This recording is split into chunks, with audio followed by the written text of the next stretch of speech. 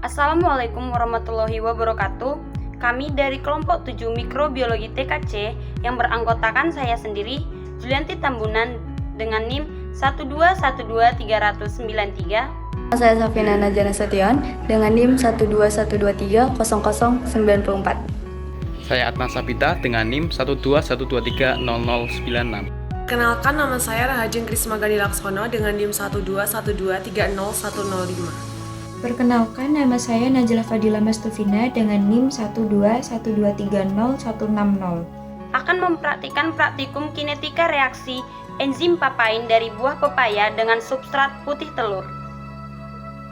Alat dan bahan yang digunakan yaitu putih telur sebagai substrat, alkohol untuk mensterilisasi peralatan praktikum, getah pepaya sebagai enzim papain, wadah plastik tempat substrat bereaksi dengan enzim papain.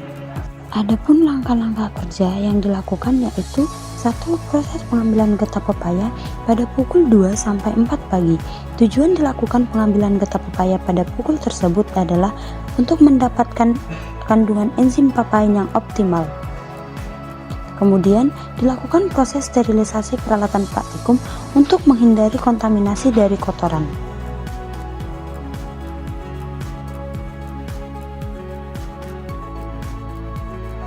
Memasukkan substrat ke dalam wadah plastik dengan variasi 1 sendok makan, 2 sendok makan, 3 sendok makan, 4 sendok makan, dan 5 sendok makan.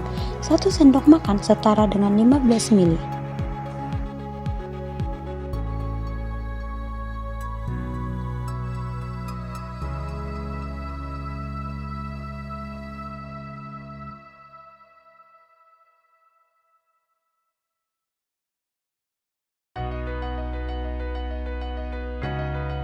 Kemudian menambahkan 1 sendok teh enzim papain ke dalam 1 sendok makan substrat, kemudian diaduk sampai terjadi perubahan fisik. Catat waktu yang telah didapat. Kemudian menambahkan 1 sendok teh enzim papain ke dalam 2 sendok makan substrat, kemudian dilakukan pengadukan hingga terjadi perubahan fisik. Lakukan pencatatan waktu.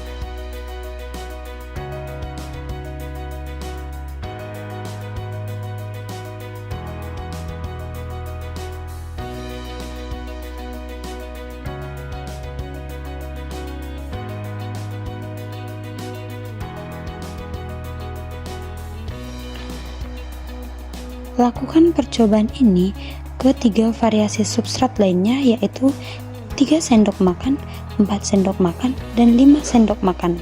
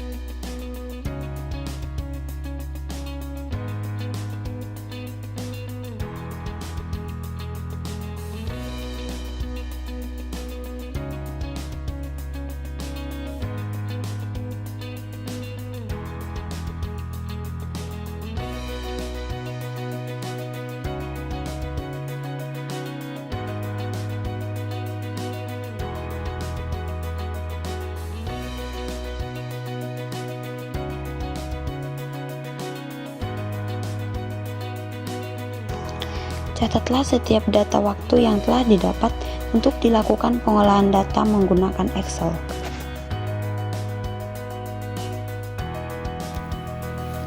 Nah, dari percobaan kita dapatkan data V dan juga S. Nah, kemudian kita akan olah data ini untuk mencari Vmax dan juga konstanta Km dengan persamaan Michaelis-Menten. Pertama kita cari dulu 1/S.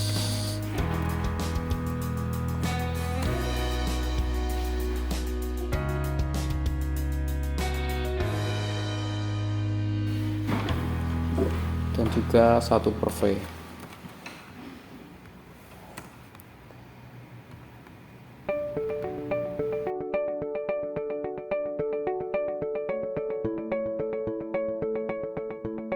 Kemudian kita buat grafik hubungan linear antara 1/S dan 1/V.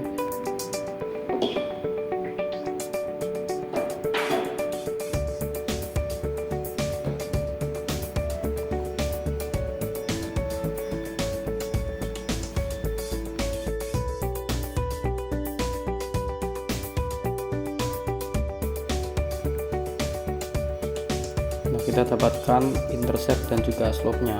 Untuk interceptnya yaitu 0,0006 dan slope-nya 0,6317. Untuk mencari Vmax kita bagi 1 dengan intercept dan kita dapatkan hasil Vmax dengan satuan detik. Kemudian untuk mencari konstanta Km kita tinggal mengalihkan Vmax dengan slope-nya. Dan kita dapatkan hasil Km dengan satuan mililiter per detik.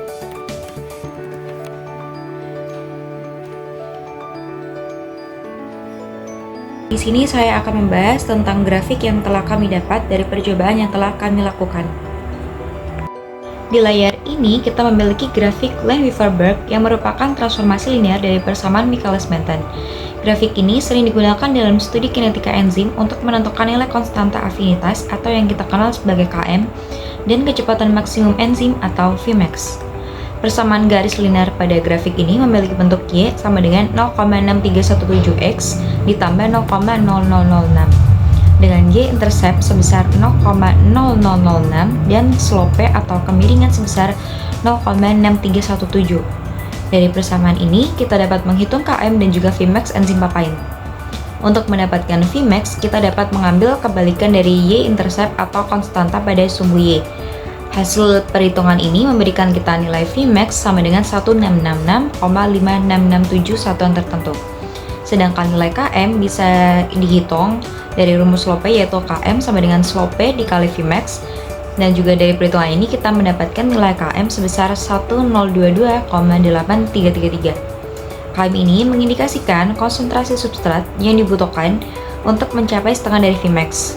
Dengan kata lain, Km memberikan kita gambaran tentang afinitas enzim papain terhadap substratnya, dalam hal ini yaitu telur.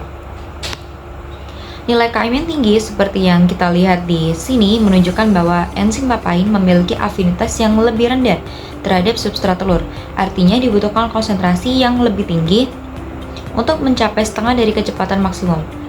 Hal ini memberikan petunjuk bahwa papain mungkin lebih cocok untuk substrat lain atau kondisi lain.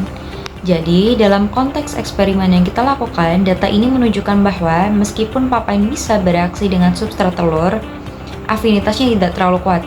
Artinya, enzim ini tidak bekerja seefisien mungkin pada substrat telur. Hal ini bisa kita manfaatkan dalam berbagai aplikasi seperti penggunaan papain pada kondisi di mana substrat memiliki struktur yang lebih cocok atau mungkin suhu dan pH yang berbeda yang bisa mempengaruhi afinitasnya. Dengan memahami nilai Km dan juga Vmax, kita tidak hanya bisa memahami seberapa kuat enzim berinteraksi dengan substratnya, tetapi juga bisa memodifikasi kondisi agar enzim bekerja lebih optimal. Papain misalnya mungkin bisa lebih efektif pada substrat yang memiliki kesamaan dengan telur tetapi dengan ikatan kimia yang lebih mudah dicerna. Sekian pembahasan dari grafik yang telah kami dapatkan dari percobaan yang telah kami lakukan. Kurang lebihnya mohon maaf. Terima kasih. Wassalamualaikum warahmatullahi wabarakatuh.